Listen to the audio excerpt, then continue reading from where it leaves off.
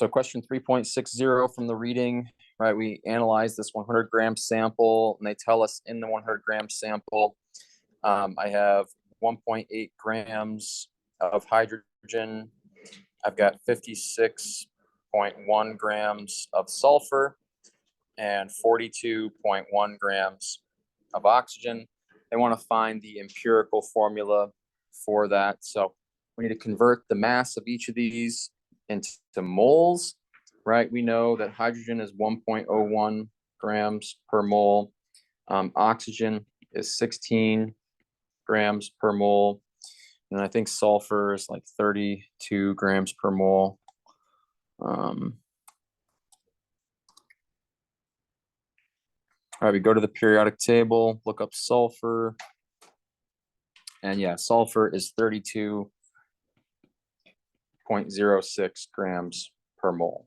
All right, so we'll start with hydrogen, sulfur, oxygen. Hydrogen, 1.8 grams.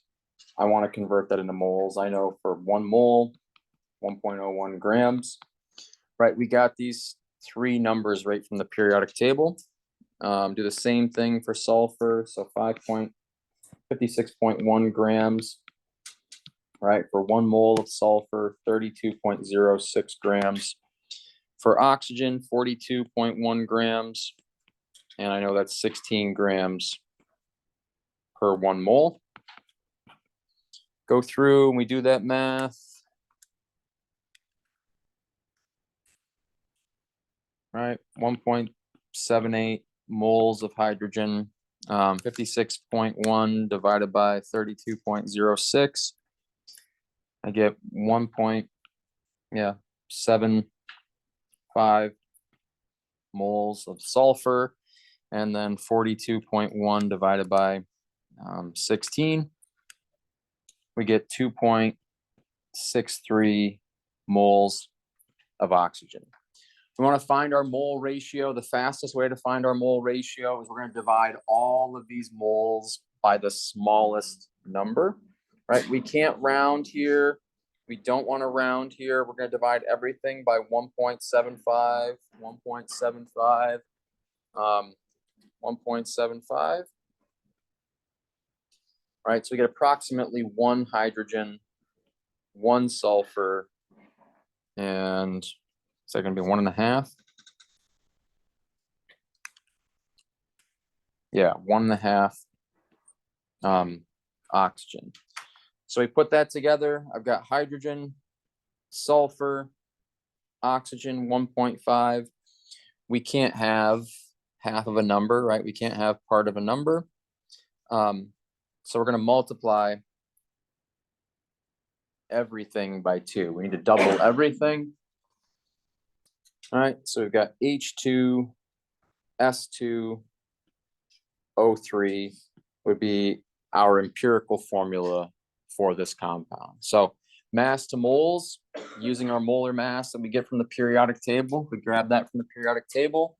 That gets us moles of each of these. Then from here, we want to find the mole ratio by dividing by the smallest number of moles that we have, because that sets at least one of these equal to 1. And then from there, we realize, okay, I've got 1.5 oxygen. I need to have a whole number of oxygen, so I'm going to double everything. Yeah.